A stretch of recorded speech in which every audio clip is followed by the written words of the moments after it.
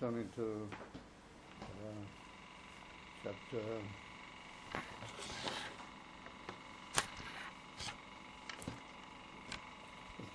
chapter 12.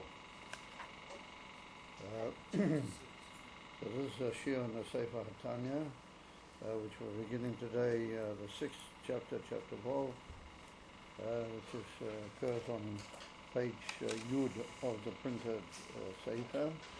And today is Monday, Kof Vov, the Tammuz, Kof Shin Ayin Beis. Monday, Kof Vov, the Tammuz, Kof Shin Ayin Beis. So now we begin Perek Vov. V'hinei ze liumas ze oso elikim. Ki כמוי שנפש האלוקיס כלולה מעשר ספירס קדושים ומסלבשת בשלושה לבושים קדושים, כך, in the same way, הנפש דסתרא אחרא מקליפה סנויגה המלובשת בדם האדם כלולה is made up of עשר כסורין the misabusa, 10 crowns of tuma. Misabusa is the Aramaic word, the Zohar Kodesh word for tuma. Shehein sheva mida Yisroel, they are the 7 evil midas.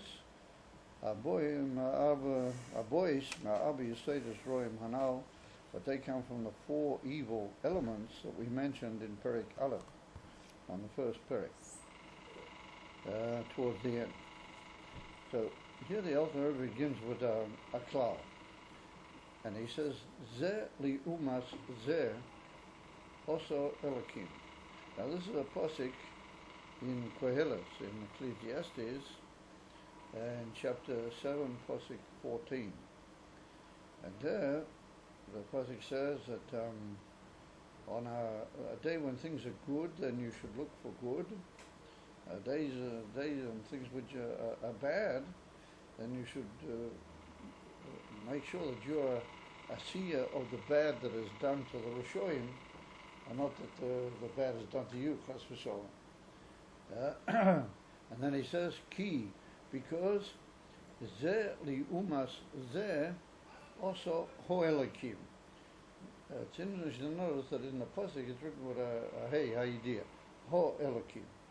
And here the Alter Rebbe quotes it without the hey idea, Elokim. That's of interest. I don't know if I'm going to be able to explain exactly why that is, but in Igeras HaTshuva in Perek Vov, in the same Perek number, over there the Alter Rebbe brings the same posik, and there he quotes it with the hey idea. Zeli umazeh also ho Elokim. And here he quotes it also Elokim, without the hey idea. Anyway, what does it mean? Ze li umas ze. Li umas means like parallel to, or over and against. That Hashem made everything in such a way that is this parallel to this, or this over and against this. This is the way. Avamela, the great Meforshim over there, learn, Rashi says, that the good things that you do have their reward, and the bad things you do also bring their reward. So you can always literally place over and against and compare, or foresee and compare the act that you're about to do, or that you're considering doing, and the type of reward or outcome that will bring. And the same you can see by the evil. You can see what the evil act will involve, and what you might call reward or outcome it's likely to bring. Now the other great Meforshim, the Metzudas David and Sofono, who's also got a pirush on Keheles, they learn a little bit more close to the concept of Mida Keneged Mida that we are familiar with. of a measurement connected or compared to a measurement. We say that it's brought down the Gemara in Kama Makim is that Hashem's way of doing things and dealing with human beings and their activities is midah keneged midah. In other words, if you put in a certain midah, then Hashem pays you back with that midah. In other words, but not only that, whatever particular attribute or good deed or whatever was done, Hashem pays back in a similar way. He pays you back in a similar way. That's what we call midah keneged midah. And so they, in the Safon over there, it's much more, a little bit more to the point in that Indian, that he says that the quality or the inner message of whatever you do, the type of way that Hashem pays you back, is according to what was like the inner message or the inner effort or story, as you might call it, of what you did. What was the key of the pneumius, to use our expression, of what you did? Oh, that's the way Hashem pays you back. In other words, zeh li'uma zeh, that one thing parallel, as it were, to the other, means like a system whereby Hashem examines the pneumius and the intent and the spiritual, as it were, content and message in what you did, and that's the way he adds his attribution to you, or retribution to you, whether it be positive or negative, according to whether it's a good thing or a bad thing. But Hashem looks at like the inner message, the content, according to that he pays you back. That's how the great Mephoshim learn it. And the Targum over there, the Targum Yonason, also he goes into considerable detail, and he says it's got more to do with like Olam Hazeh and Olam Haba. According to what you put in Olam Hazeh, that's the way they pay you back in Olam Haba. According to the type of main emphasis and main inner content, very similar to what I just said in the name of the Safon. However, the Alter Rebbe is coming along here with a slightly different idea, but not categorically different, but somewhat different than what we just said in the name of the Mephoshim. And the Alter Rebbe says that everything Hashem made it can be found how it is in the realm of Kedusha, of holiness, and Hashem's will and all the deals that he made according to his will, which we call the Oilamas, and the derivation of the Oilam, what we call Ishtalshalas, all those in Yonim, they all have a system and a way in which they're built, and a way in which they interrelate, they interfunction, and so on. So he says in Klippa, when Hashem made what you might call the other side, he made the Sitra Achra, and he made the Klippa, then he made them function also in a similar way to what the Kedusha functions. But just that they are parallel and opposite one to the other. For example, if we find in the Kedusha there's a midah called Chesed, but that can involve also involve doing kindness, giving hashpah to people, loving other people, trying to assist them and encourage them, give them charity and all those sort of things. Chesed. So in Li'um Hazeh, so what's as it were the pneumis behind that over there in Kedusha? Ahava Hashem, Ahava of the creatures where Hashem has created. So similarly, in if we go to the other side, in Klippa, then there's what's called, Ahava and Gishmak, or things that they call it love of certain things like, Taivas Achila and all sorts of things, running after good food and chasing after all the, what you might call the enjoyments of this world, the Tanugi Olam Hazeh, as they're called, and all the being lost in the Gashmias and all that type of thing. That's Chesed, as it is opposite to the Chesed, how it is in Kedusha. However, even though they're opposite and they're as it were, they play parallel and opposite one to the other, meaning whatever I find in Kedusha, I can also find a parallel aspect of it in Li'um Hazeh. However, there's nothing in Li'um Hazeh which can exist without having a chayas from the Kedusha. Everything originally must come from Hashem. So Hashem allows the klippas to be, he brings them into being for the purpose of trying the world, of emphasizing the Toiv and all those sort of things. But that'll be dealt with later in Tanya and Perikop Beis. The Alter Rebbe deals with that. So the Chayas and life force that they have, as it were, the ability to continue and even to gain extra nourishment from themselves, that's from Hashem. It all comes through Kedusha, which means that they draw their Chayas from Kedusha, which means that if you give in or follow the li'umaseh of the not good, of the clippers and the sitra achra, then you're doing two things. First of all, you're doing things which is not the real kavanah of Hashem. It can even be evil and improper to the extreme. And at the same time, you're drawing the chayas, which should have been in Kedusha and was in Kedusha, meant to be in Kedusha, and you're drawing it over and adding it into a li'umaseh. Li'umaseh, I mean into the ra and into the evil. So what you're doing, you're adding, as it were, a certain chayas, and you're emphasizing their needs. And therefore, Kedusha has no a choice but to feed them, as it were. So that's also the question.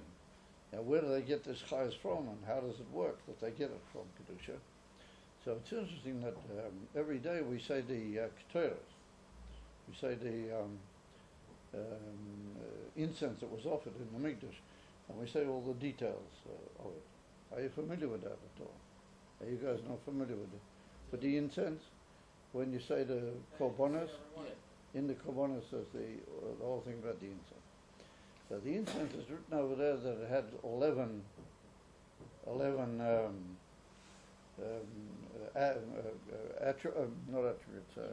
constituents, 11 parts that went into it. So the Alter Rebbe is going to say that that the clippers, they really have also 11. We'll see as we go along that they've got, as it were, one more than what Kedusha's got. And what do it mean they got one more? Because in order to feed them the 10 evil spirits that they are in Clipper, there has to be some medium or something which traffics the chayas from the Kedusha over to them. So it's brought down that if you look in the incense, you'll see that one of the things you mentioned is called Levena Zakor. It's called the pure Levena, which means like a frankincense type of thing. And that was, so according to the Kabbalah Arizal, that is a makif of the li'umaseh. That's not actually one of the 10, 11 things. It is, but it isn't. It's not one of the 10, it's the 11th, because it's like a makif, and it's got a source in Kedusha, and it shines over by way of all-enveloping light into the clippers, and they gain through that they don't really gain their chayas through a ashpah pnimius. It's not that the Kedusha actually enters into them and gives them b'derech pnimius, it gives them b'derech makif, and they just sort of hang on to the makif, and they live a life of all-enveloping hashpah, but not hashpah pnimius. It's like just keeping them going in a all-enveloping sort of a way. And that's called the makif of Levena Zakor, which means that the chayas that the clippers have doesn't really go into them in a pnimius. And that's why in some places we find that they have 11 spirits, not 10. That's because they have this Levena Zakor, where it literally feeds them by way of a makif. And it's, to a certain extent, part of them, but yet it's not, because it's feeding them. It's not really one of them. It's like their feeder. So therefore, according to some cheshbonos, it is one of them, and another way of looking at it, it's not really. So anyway, that's this whole concept of Zeh li'umazeh also Elokim. Now, as I say, the Alter Rebbe quotes it also Elokim without the Hey Hayediyah, because in the pasuk it's written also Ho Elokim, which means that just like he's about to say that now, this is what we have in Kedusha, 10 spheres, of Moichin and Midas, and Chokmah bin Das, and the 7 Midas, and so on. So in Klippa and in Liumazeh, in the Nefesh HaBahamias, the Nefesh HaBahami is, it's going to be parallel to how it is in Kedusha, having all the same constituents, but in a different way. They're going to be functioning in the opposite way, but they're parallel nonetheless. Each one in his own thing, as it were, arranged and set up parallelly one to the other. And that's what he says now. Ki, kamoi.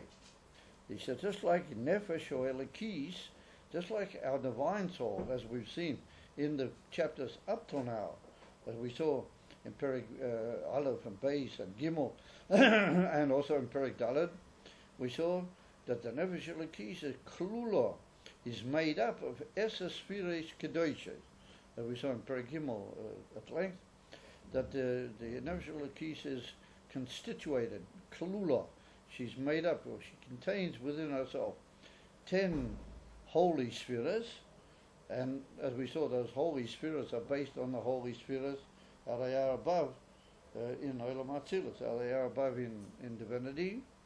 Umislabeshes, and the Nefesh Elokis enclothes itself b'shloisha levushim kedoshim, which we saw were from the Torah and the mitzvahs, machshava, dibur, and maisa of the Torah.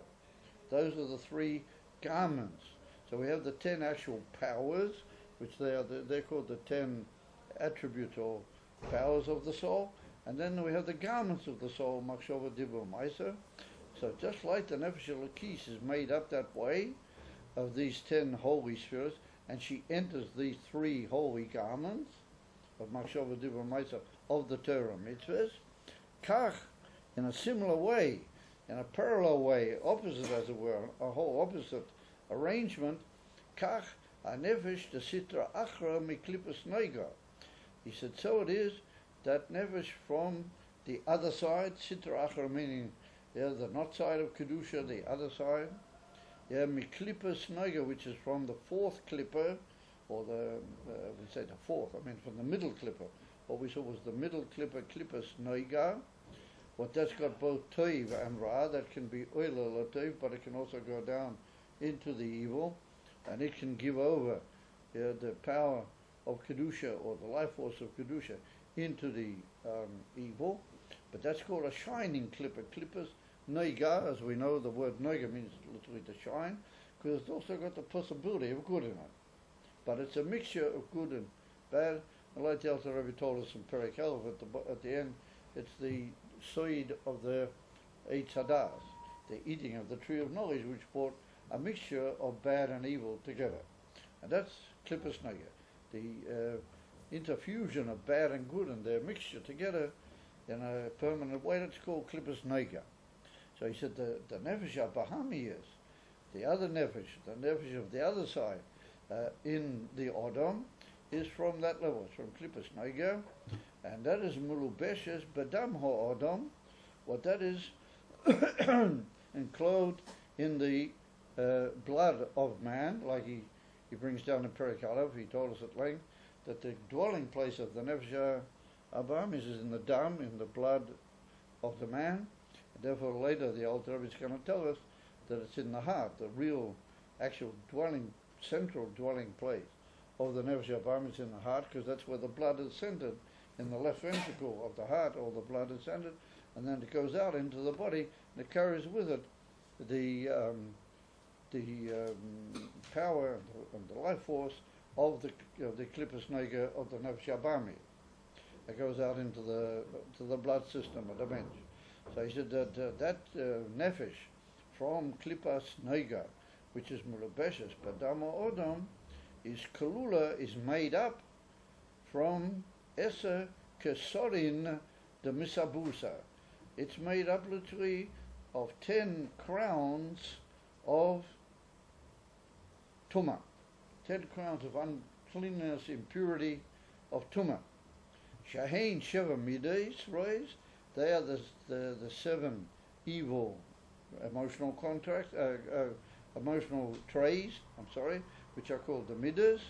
Habois, Me'avu HaYesedus Roim, are now what they come from the 4 evil elements that we mentioned in Perek Aleph. If you remember, we mentioned that Avara and Tainug and Devakis and all those things all come from the sort of Mayim. And then we learned there's Aish is the sort of Gaiva and laziness and everything they sort of offer, the element of earth and dust. We learned all that in Perek Aleph. Hanal, which were mentioned above. The Seichel HaMoilidon, and the Seichel, the reasoning power, the mind, which causes them to be birthed, to be born out. The Midas, in other words, that causes them to be born out. HaNechloch, which is divided into Sholosh, to three, just like it is in Kedusha. Shehein Chokma Bina V'Das, they are the Makoyer Hamidus. They are the source point or the dwelling, the deriving point of our emotional trait. So here we see quite a lot of very open, inviting sort of lashenas, which invite us to understand, at least in a minimal way, what the Alter Rebbe is hinting at with, because obviously he's coming to tell us something by these changes of his reference to how the things are in the Klippa as compared to how they are in Kedusha. So therefore he says that the nefesh of the Sitra Achra is Kalula mi Esa crowns, mi 10 crowns of impurity or Tumah. And then he goes on to say what they are, the Sheva Midas and the 3 Moichin, Chokma Binadar. Now you notice he calls them crowns. Now in Kedusha he didn't call them crowns, he called them Sphiroi. In Kedusha he's already mentioned here that the Nefesh Elokis is cruel for he has a spirit. And in Perek Gimel he said that the 10 powers or koichos, he called them, of the soul, which are made up of, and derived from the 10 spheres, so they are Lamaila in Olam Selenium, in Olam Atzilus, and in Elikut. And here he calls the 10 powers of the Nefesh Abamis crowns. He said 10 crowns of impurity. Now that's very strange. Why did he call them crowns? Why did he change his language, the Alter Rebbe? Why did he call them spheres or koichos or powers? Why did he call them crowns?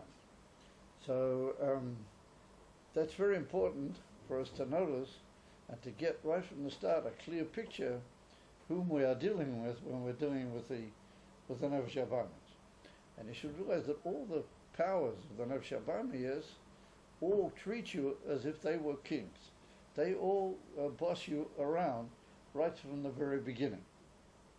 And particularly we're going to see that the way the Midas function, they function in a way that they don't wait for the Moichin to give them rise and to give them birth, but they start telling you right from the beginning what you should do.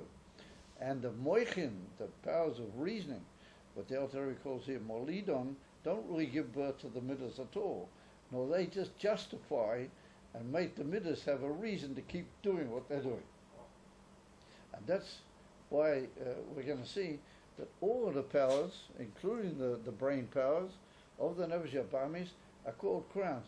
They all play with this dictatorship game, and even the Moichin, their Indian is to back up that and to show, that's why that should really be that way. And if you look careful at the way you function according to your more natural desires, your more innate runnings after the world, then you'll see first of all you want it, and first of all you decided that you have to have it. First of all it's essential. Everybody else have it. Why shouldn't I have it? It's natural, isn't it? All this type of thing always sounds like a dictatorial status quo. And then the brain power begins to say, oh yes, you're right, and that's really necessary, isn't it? For this reason or for that reason.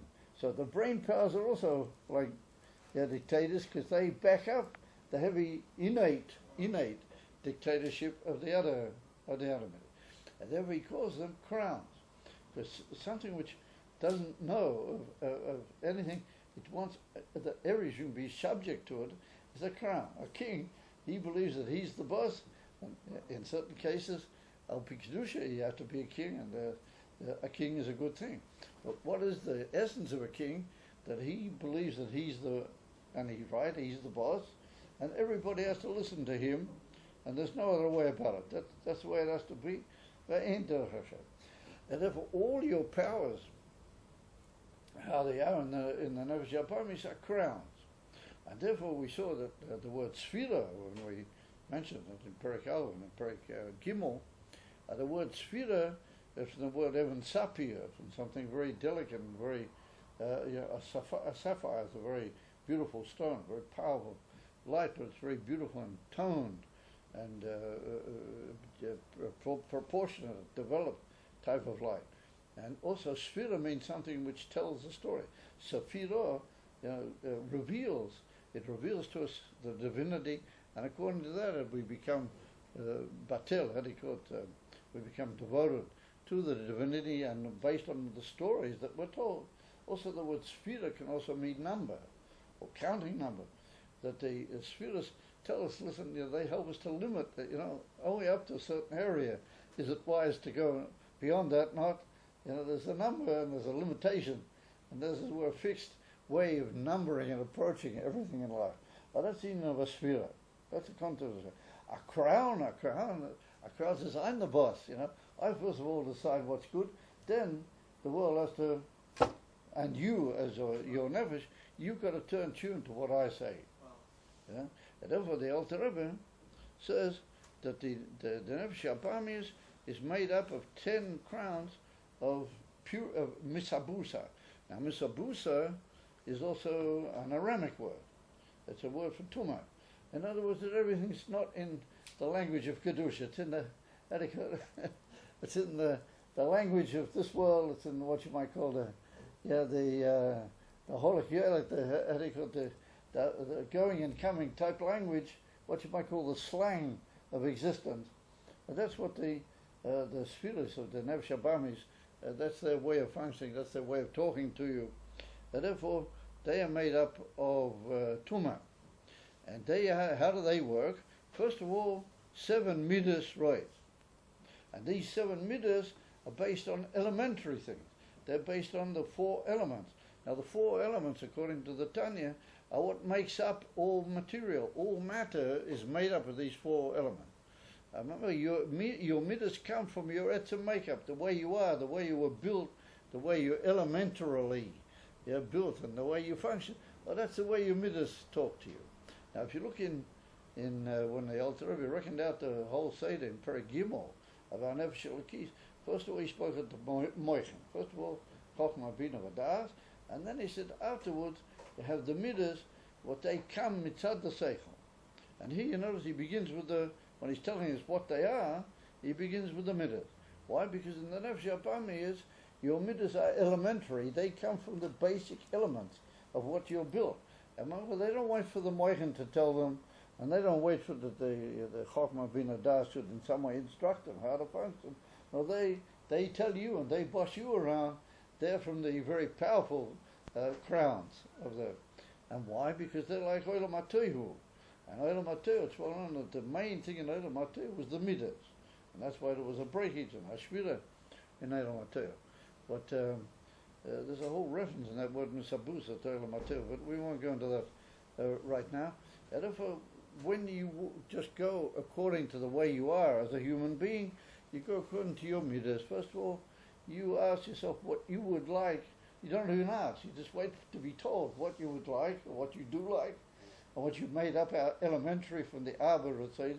But unfortunately, they're not the best part of the Yisaid. They're not the best part of the elements. They're the Ibrahim, the bad part of the elements, or what we might call the bad elements. They tell you what you should feel, and that's what you decide. And that's the way you go about things, and everything is based on what you might call the stomach talks to you. There's an old expression in English, but the stomach tells you what's the balabas.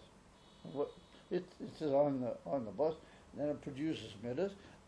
Says the Alter Rebbe. After that, after you've already got the midas, you got Sheva midas rois. Abois me'abi Yisaidus haroim now. Then you got you also got seichel.